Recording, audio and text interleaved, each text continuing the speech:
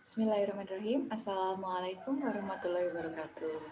Semangat pagi, salam jumpa kembali dalam mata kuliah Pendidikan Pancasila. Yang kali ini kita akan membahas materi pasca ujian tengah semester tentang makna nilai dari masing-masing sila Pancasila.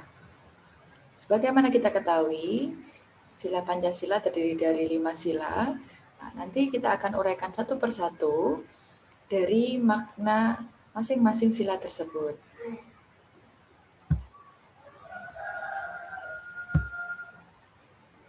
Kita bisa lihat di layar.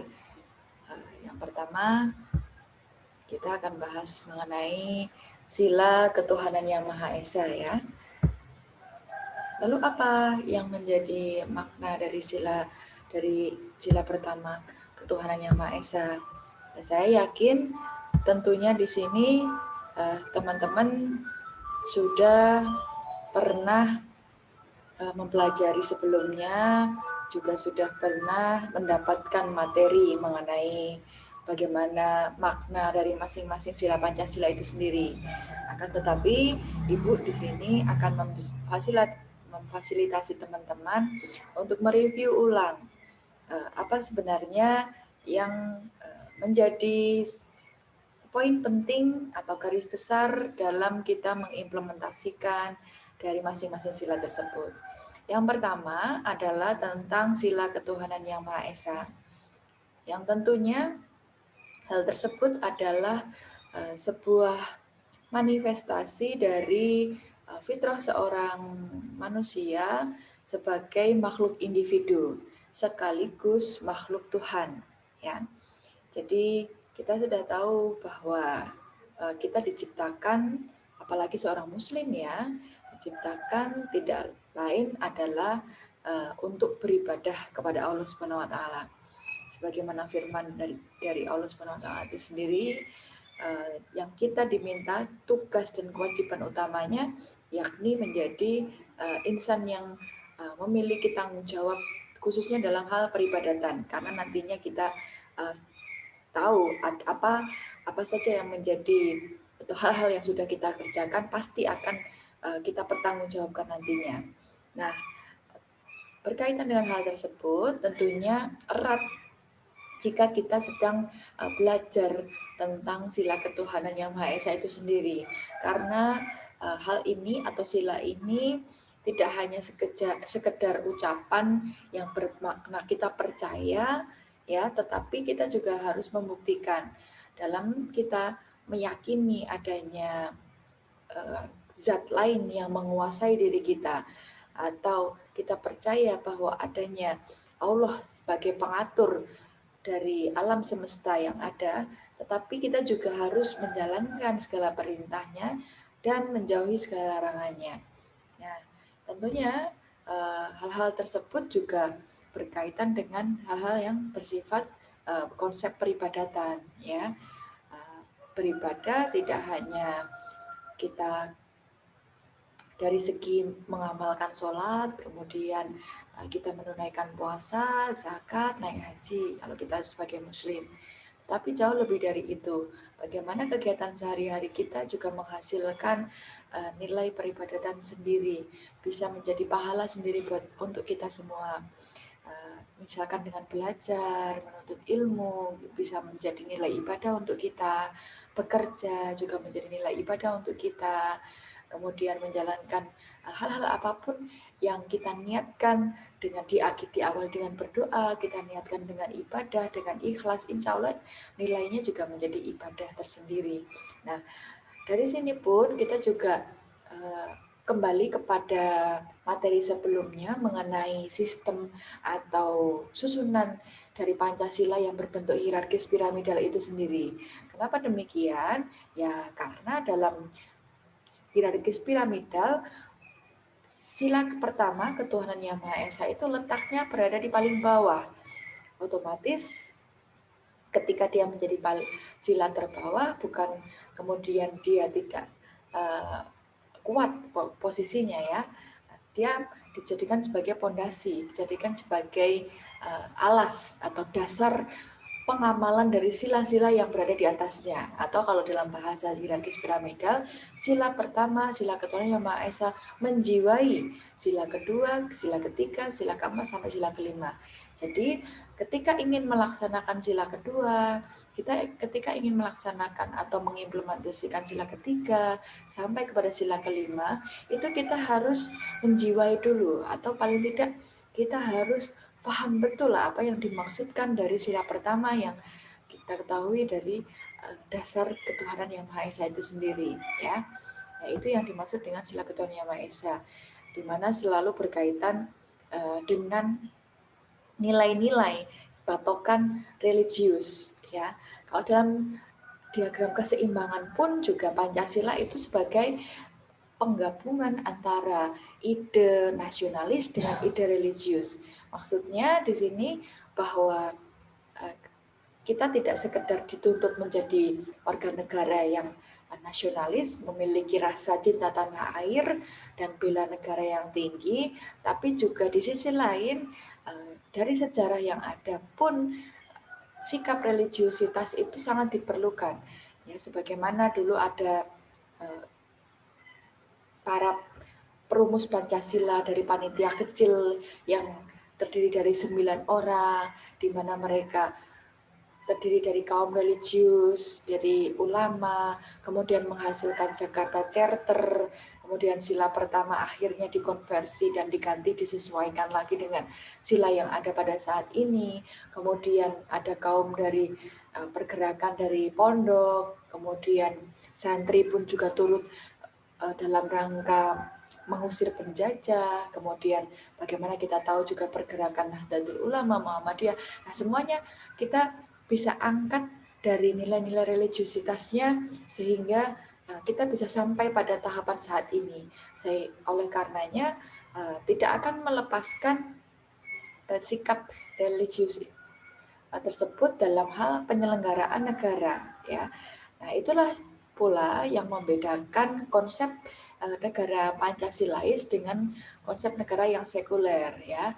Kalau negara sekuler di sana hendak memisahkan secara jelas antara agama dengan urusan pemerintahan. Jadi kalau sudah berkaitan dengan agama, ya silakan itu masuk ke ranah pribadi masing-masing.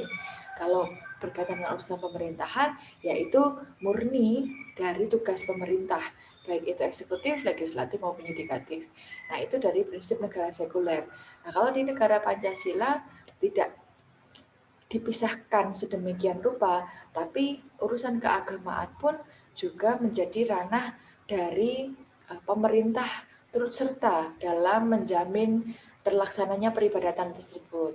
Nah, maksudnya bagaimana? Ya, misalkan ya saat ini kita mengakui adanya 6 agama yang eksis di Indonesia, ya, keberadaannya diakui. Kalau dulu masih 5 agama dan kepercayaan. Nah, kemudian di masa Presiden Abdurrahman Wahid diakui agama Konghucu sebagai agama yang keenam dan dilindungi. Nah, kemudian konsekuensinya apa? Nah, konsekuensinya muncullah hari libur nasional seperti hari tahun Prabaru Imlek seperti itu, yang digunakan sebagai momentum warga atau agama kaum dari yang menganut Konghucu tadi untuk melaksanakan peribadatannya.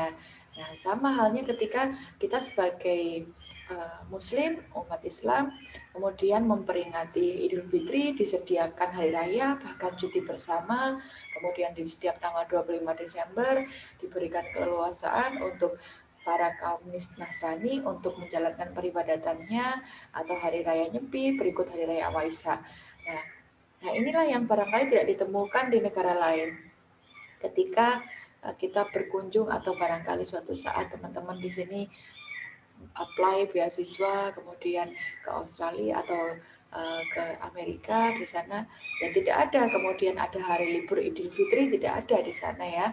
Karena jelas di sana ya silahkan kalian beribadah, silahkan kalian tidak beribadah, apakah kalian percaya ataupun tidak percaya itu adalah urusan privat, ranah privat seseorang. Negara tidak turut campur di sana. Itu konsep yang sangat berbeda antara negara Pancasila dengan negara yang lain. Kemudian dalam negara Indonesia pun juga tidak diperbolehkan untuk paham-paham yang meniadakan atau mengingkari adanya Tuhan. Nah, lalu yang kedua, kita masuk kepada sila kemanusiaan yang adil dan beradab. Kalau tadi berbicara tentang fitrah manusia sebagai makhluk individu sekaligus makhluk Tuhan yang wajib menjalankan apa yang menjadi perintah Tuhan. Ya, ketika sudah masuk ke sila kedua, di sini kita sudah mulai berbicara tentang fitrah manusia sebagai makhluk sosial, ya. Jadi, bagaimana sih sebenarnya kita hidup mencapai tujuan atau cita-cita kita? Ya, tentunya kita butuh peran dari orang lain yang mensupport kita. Nah, sebagai contoh kecil saja, teman-teman di sini ingin menjadi seorang sarjana pendidikan atau sarjana lain. Kemudian dalam rangka mencapai gelar tersebut, tidak serta-merta kalian belajar sendiri secara otodidak, kemudian menyimak apa ya yang ada di YouTube, kemudian tiba-tiba menjadi atau mendapat gelar sarjana pendidikan. Tidak seperti itu ya. Kalian butuh fasilitas, kalian butuh sarana prasarana, kalian butuh seseorang untuk mendampingi, membersamai, ya baik itu dosen, tenaga kependidikan, entah juga dari orang tua, kemudian support dari teman-teman, kakak tingkat, sampai akhirnya kalian nantinya menyelesaikan studi ini dan nanti menjadi seorang pendidik, seorang guru, atau seorang edupreneur, dan lain sebagainya. Nah, disinilah peran dari makhluk sosial itu penting. Ya, meskipun saat ini juga banyak yang mendeklarasikan diri sebagai antisosial klub seperti itu, tapi jelas itu juga tidak realistis karena kita makan pun juga tidak mungkin kita bisa sendiri dengan sendirinya kita bisa mendapatkan nasi tiba-tiba tidak ada petani yang menanam padi kemudian diolah menjadi beras, beras dirubah menjadi nasi, itu kan ada prosesnya, itu pun juga butuh bantuan orang lain kita. Nah, sampai sejauh itu misalkan kita berbicara tentang kita sebagai fitrahnya manusia sebagai makhluk sosial. Jadi di mana kodrat rohani, raga, dan sifat dari individu dan makhluk sosial tadi merupakan penggabungan, baik kita sedang dalam rangka menjalankan diri kita sebagai makhluk Tuhan, kita juga butuh hubungan yang baik ketika kita ingin melaksanakan peribadatan tadi sila pertama yang ada poin-poinnya di sila pertama, kita juga butuh support dari orang lain. Supportnya seperti apa? Ya kita misalkan mengamalkan rukun Islam dengan menunaikan zakat. Nah itu kan juga kita dalam rangka kepekaan kita juga dimintai pertanggungjawaban kita nantinya sejauh mana kita peduli terhadap orang-orang yang ada di sekitar kita atau keluarga kita barangkali. Sejauh mana kita peduli. Bahkan nanti teman-teman di sini yang memasuki era kurikulum baru, era kurikulum kampus merdeka, di sana diberikan kebebasan untuk belajar selama 1 semester atau bahkan 1 tahun di luar kampus. Maksudnya bagaimana? Nanti kalian diminta untuk melakukan pengabdian, baik itu dalam bentuk KKN, tematik, kemudian dalam bentuk kerjasama dengan perguruan tinggi lain, atau kerjasama dengan instansi lembaga lain, yang nantinya kalian itu siap dan dirasakan impact-nya, dirasakan kehadiran dari Civitas Akademika UMP ini bagi masyarakat sekitar. Ya, entah kalian sebagai pendidik, atau kalian sebagai edupreneur, yaitu dalam kita sebagai mengaplikasikan teori-teori yang sudah didapatkan selama kita duduk di bangku kuliah. Nah, dari situlah juga kita mendapatkan pengasahan dari bagaimana kita mengimplementasikan sila kedua ini, yang tentunya erat kaitannya dengan menjunjung tinggi harkat dan martabat manusia. Ya, kalau kembali kepada peraturan atau regulasi atau konstitusi lebih tepatnya, harkat dan martabat manusia inilah yang paling banyak dilakukan revisi, paling banyak dilakukan amandemen di UUD. Ya, di pasal 28 sebagaimana kita ketahui adalah pasal terbanyak yang terdapat perubahannya. dari pasal 28A sampai pasal 28C yang di sana mengatur tentang hak asasi manusia, entah itu hak untuk keterbukaan informasi, kemudian hak untuk melanjutkan keturunan, hak untuk mendapatkan pekerjaan yang layak, dan lain sebagainya. Nah, itulah yang diinginkan dari setiap negara, bahwa hak asasi itu bukan kemudian diberikan oleh pemerintah. Hak asasi itu sudah melekat dari setiap diri manusia, ya. Jadi hak tersebut siapa yang memberikan? Ya tidak lain adalah anugerah dari Tuhan Yang Maha Esa. Tidak kemudian pemerintah hadir untuk memenuhi hak tersebut, tidak. Tetapi pemerintah dalam rangka menjamin perlindungan dari pelaksanaan HAM tadi. Ya, bagaimana hak seseorang untuk tetap hidup, hak untuk seseorang tetap mendapatkan pekerjaan yang layak, hak untuk seseorang berbicara, berpendapat, dan lain sebagainya. Karena ya lagi-lagi kita kembalikan kepada sila kedua ini, ya bagaimana kita bisa mampu mengimplementasikan tentang kegiatan yang melibatkan orang, yang memanusiakan orang, dan menjunjung tinggi hak-hak kodrat manusia itu tadi, ya. Jadi ada jaminan yang kuat. Nah, inilah yang menjadi penting, kenapa hukum dan hak asasi manusia itu tidak bisa dipisahkan. Ya, karena hukum ada dalam rangka menjamin keterpenuhan hak asasi manusia itu tadi. Ya kalau tidak diatur dalam pasal 28, ya HAM itu jauh panggang daripada api. Ya masih dalam angan-angan keterpenuhannya. Sudah ada pun juga sering tidak menjadi permasalahan yang mendesak untuk dipenuhi, ya. Misalkan terjadi pelanggaran HAM tentang kejahatan kemanusiaan, ada perorangan atau bahkan dari pemerintah pun juga membatasi pendapat misalkan, atau hal-hal yang bersifat kritikan dan lain-lain. Itu saja sudah ada pasal yang mengatur ya dalam konstitusi. Apalagi tidak ada, akan lebih leluasa untuk melanggar atau leluasa untuk tidak memenuhi implementasi dari hak asasi manusia itu sendiri. Jadi hukum di sini atau peraturan ini di sini hadir untuk menjamin keterpenuhan hak asasi manusia itu. Kemudian sila yang ketiga mengenai Persatuan Indonesia, tentunya kembali lagi kepada sifat nasionalisme dan religius, bagaimana kita membuktikan bahwa kita betul-betul warga negara yang baik, kaum Pancasilais, ya.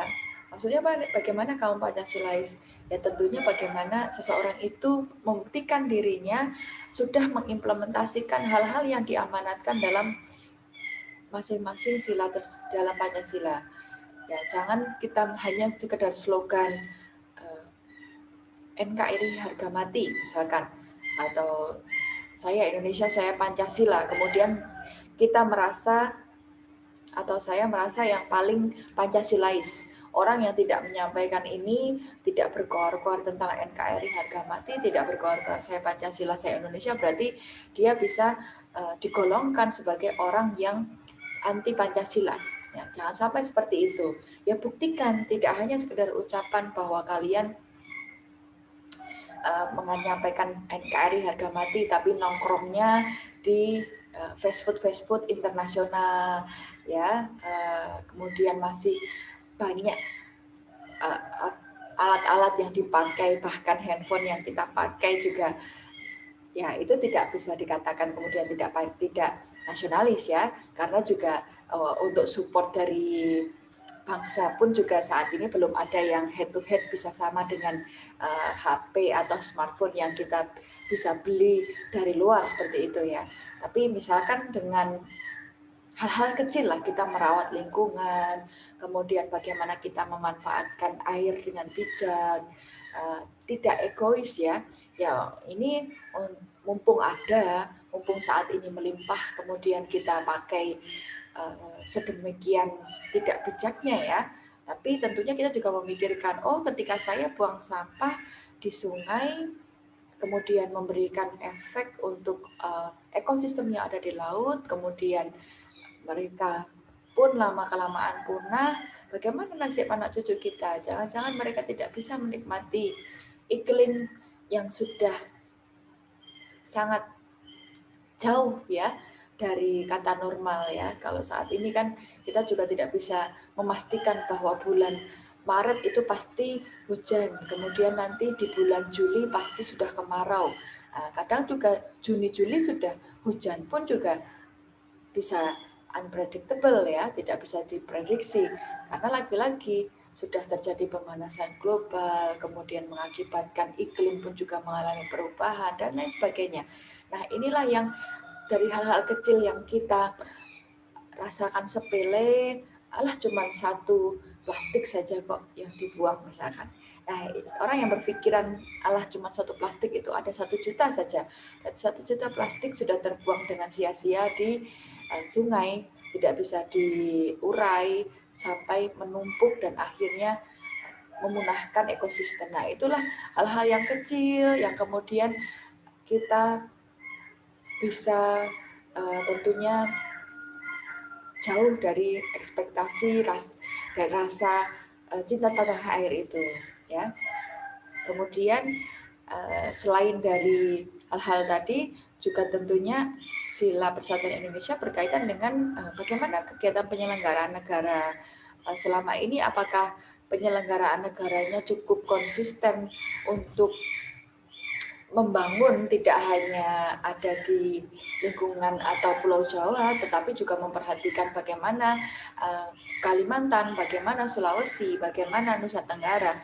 Jangan-jangan di Jawa sudah surplus, di Nusa Tenggara Timur misalkan di sana masih banyak yang tidak bisa mendapatkan fasilitas air bersih, tidak mendapatkan jaringan listrik misalkan, atau mungkin sinyal juga mereka mengalami kesulitan, sehingga saat ini di mana sudah masuk revolusi industri 4.0, tapi mereka masih berada di zaman old misalkan ya. Nah, itulah yang diinginkan dari Sila Persatuan ini. Jadi semuanya menginginkan kesamaan, perlakuan yang sama, tidak hanya Jakarta saja yang diperhatikan, tapi coba dilihat bagaimana di Halmahera, di Maluku Selatan, kemudian di Natuna, di provinsi-provinsi atau kota-kota yang letaknya berbatasan dengan negara lain yang di ujung dari negara kita.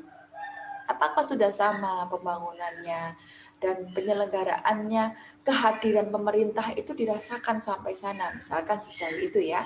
Jadi tidak membedakan golongan, etnis, suku, ras, individu maupun agama tertentu dalam rangka mencapai tujuan dari Pancasila itu sendiri. Kemudian sila yang keempat adalah sila kerakyatan yang dipimpin oleh hikmat kebijaksanaan dalam permusyawaratan perwakilan. Nilai filosofisnya di sini adalah penggabungan dari kedua ide besar yang berasal dari ide murni Indonesia dengan ide Barat. Ide murni Indonesia adalah musyawarah untuk mendapatkan mufakat atau mencapai mufakat. Kalau ide Barat tentunya di sini adalah demokrasi, ya. Musyawarah mufakat, yes, kita adalah negara yang kompromis, negara yang menjunjung tinggi negosiasi. Jadi hal-hal yang sekiranya bisa dinegosiasikan, ya kenapa harus dilakukan secara voting, misalkan demikian. Ya tentunya didahulukan dulu. Dalam hal kecil pemilihan RT misalkan, itu ya kalau masih selama bisa dimungkinkan musyawarah untuk mencapai mufakat, kenapa harus dilakukan dengan jajak pendapat ya atau pemilihan ya. Nah, kalau sudah lebih besar cakupannya, misalkan dari tingkat kepala desa misalkan, ya kenapa kita saat ini sudah menggunakan sistem pemilihan ya, karena untuk mengakomodir dari kepentingan ribuan orang ya yang ada di desa, khususnya di Jawa sendiri kan ribuan ya, bahkan puluhan ribu dari satu desa itu sendiri. Ya, kalau mungkin di desa yang lain di luar Jawa mungkin tidak sebanyak penduduknya di Jawa. Ya kan tidak memungkinkan untuk musyawarah dikumpulkan di suatu balai desa, sudah nggak mungkin lah dengan ribuan orang. Kan terbatas fasilitas yang dimiliki. Oleh karenanya ya mau tidak mau kita menggunakan sistem perwakilan. Nah, dalam sistem perwakilan ini pun juga banyak kekurangannya. Kekurangannya yang kita sering dapatkan, yang sering kita ketahui ya saat ini ya, ketika sudah terpilih orang-orang tersebut kok sering lupa ya Bu dengan janji-janji manis yang disampaikan. Nah, oleh karenanya ketika kita sudah ada pengalaman seperti itu, bahwa ternyata setelah dilakukan pemilihan kemudian orang-orang tersebut terpilih lalu lupa, ya kita mulai belajar ya, siklus tersebut jangan sampai terulang. Ya, kita coba introspeksi, apakah yang kita pilih kemarin atas dasar kita berdasarkan nurani atau kita sudah tahu profilnya, atau jangan-jangan karena sembako, jangan-jangan karena serangan pajak, jangan-jangan karena fresh money yang diberikan, nanti kalau kamu milih saya ada 50.000, misalkan seperti itu. Saya berikan ini sebagai tali asih, misalkan nanti mohon doa dan restunya untuk mencoblos saya, misalkan seperti itu. Ya, coba kita lihat, kita amati, apakah ada makan siang yang gratis, ya, atau bisa kita ambil ibaratnya bahwa mereka memberikan sesuatu, apakah nantinya mereka tidak mengharapkan imbalan.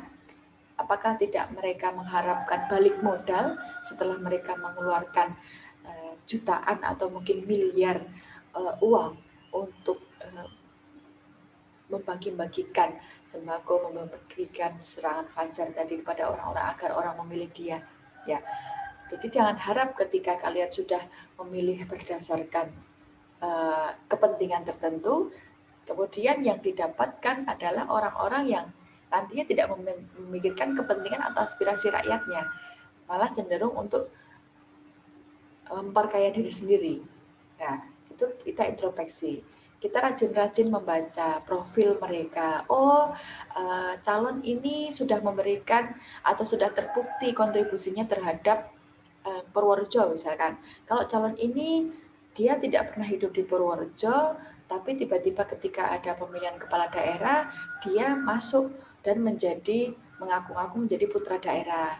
Oh, calon yang ini dia ternyata hanya karena simpatisannya banyak, partainya banyak memiliki pendukung misalkan. Kemudian saya ikut-ikutan lah, sudah banyak didukung orang. Ya jangan sampai seperti itu. Kalian sudah terdidik kaum yang tentunya setingkat lebih tinggi daripada masyarakat umum, ya, agent of change, agen perubahan. Yang diharapkan di sini dari sila keempat ini, demokrasi tidak sekedar hanya suara terbanyak saja, kemudian diartikan vox populi vox dei, suara rakyat suara Tuhan, tidak demikian. Tapi bagaimana kita belajar dari pengalaman yang lalu, demokrasi yang tidak cukup baik, kemudian kita berubah ke arah yang lebih baik. Kita bisa meneliti kesalahan kita, jangan sampai mengulangi kesalahannya, seperti itu. Jadi silahkan banyak-banyak baca profil dari calon-calon yang akan kalian pilih selama 5 tahun ke depan. Jangan sampai 5 menit sia-sia, di mana 5 menit tadi menentukan 5 tahun ke depan. Ya. Kemudian dari sila keempat ya tidak akan lepas dari sila pertama yang kaitannya tentang religiusitas seseorang tadi, kemudian juga tidak akan lepas dari hak asasi manusia serta rasa persatuan dan kesatuan. Lalu yang terakhir adalah tentang sila keadilan sosial bagi seluruh rakyat Indonesia, di mana dalam keadilan sosial di sini terbagi menjadi 3 hal nilai yang penting dalam pengamalannya. Yang pertama adalah keadilan distributif, keadilan legal atau keadilan hukum, dan keadilan komutatif. Keadilan distributif di sini adalah suatu hubungan keadilan antara negara dengan warga negaranya. Jadi dalam artian di sini negara menyediakan keadilan kepada warga negaranya. Contohnya dalam bentuk bantuan subsidi. Ya, misalkan ada subsidi bahan bakar minyak. Misalkan ya.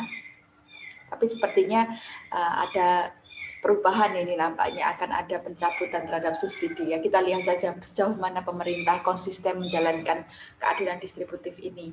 Jadi ada subsidi, kemudian ada bantuan langsung misalkan dalam rangka pandemi kemarin, kemudian support UMKM yang terkena dampak dan lain sebagainya.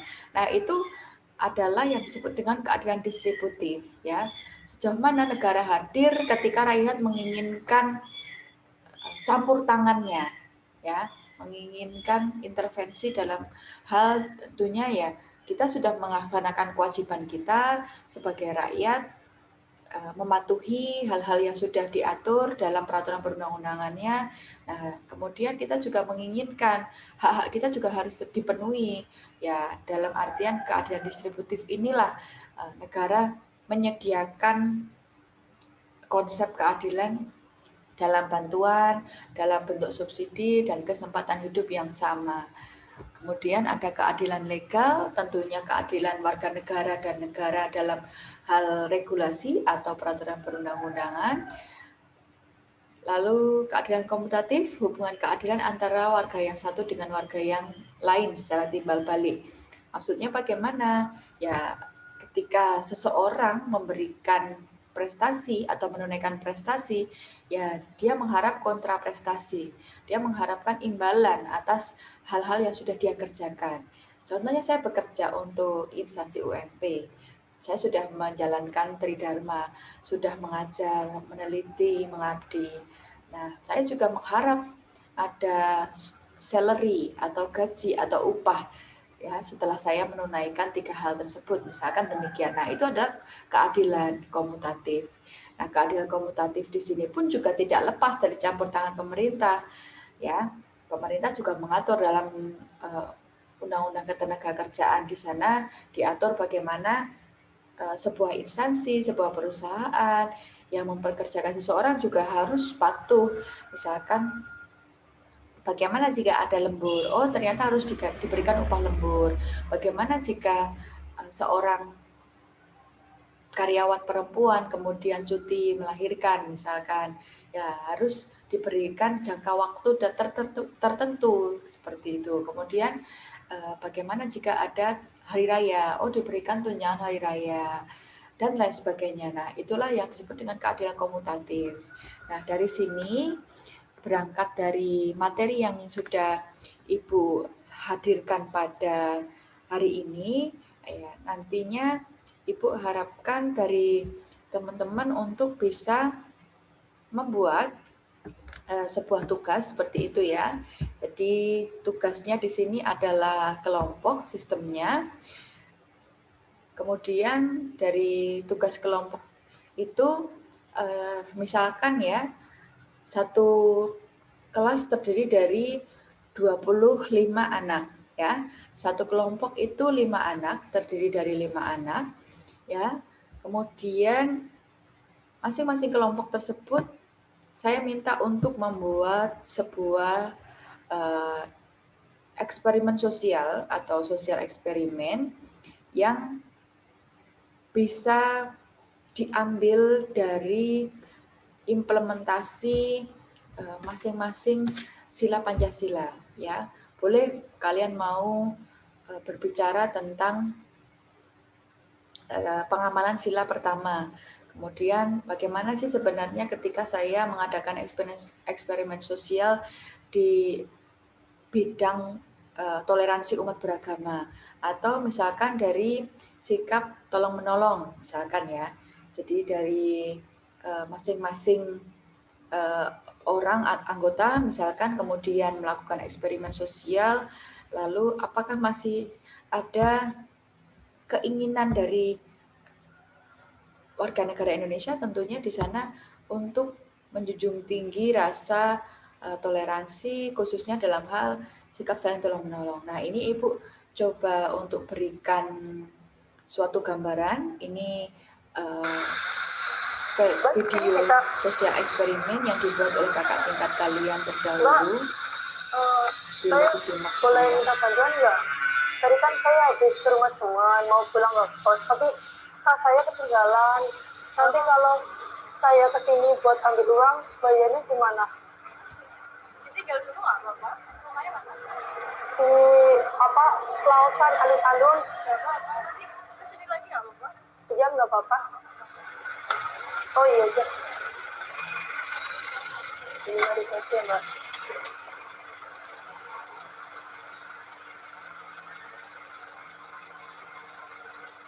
Oh iya. Nanti saya kesini ya, Mbak. Ketemu bilangnya. Makasih ya, Mbak.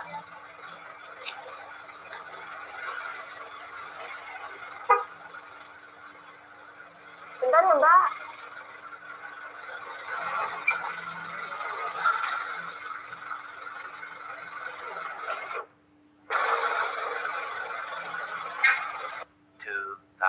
Years later. Mbak, ini Mbak. Makasih loh, Mbak. Makasih ya, Mbak. Anak stop di sana.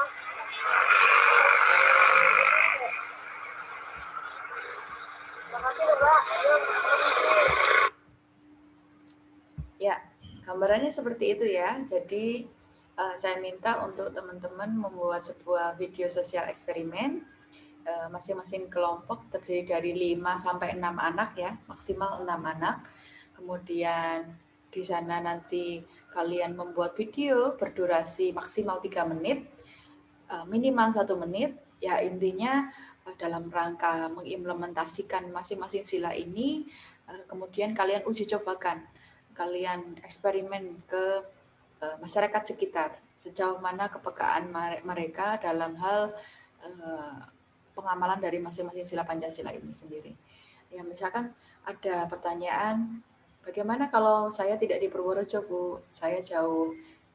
Silakan kalian memberikan kontribusi, misalkan membuat skenario dari sosial eksperimen yang akan dibuat, kemudian membuat editing dari video yang sudah dibuat oleh orang-orang yang teman-teman yang ada di Purworejo misalkan. Ya, itu bisa teknis lah ya, kalian bisa diskusikan dari masing-masing anggota kelompok. Yang jelas, kelompoknya silakan kalian bagi sendiri, kemudian maksimal terdiri dari 6 anak, dan videonya maksimal berdurasi 3 menit, minimal 1 menit. Dikumpulkannya kapan? Dikumpulkannya 2 minggu dari sekarang. Ya, 2 minggu, bukan minggu depan, tapi 2 minggu lagi.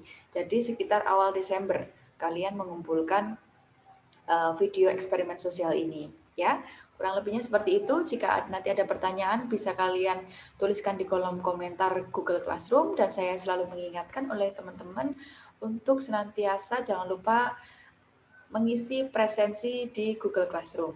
Ya, segala kekurangan datangnya dari diri saya, kelebihan dari Allah Subhanahu Wa Taala. Kurang lebihnya mohon maaf. Nasrul minal wa fatul qorib. Wassalamualaikum warahmatullahi wabarakatuh.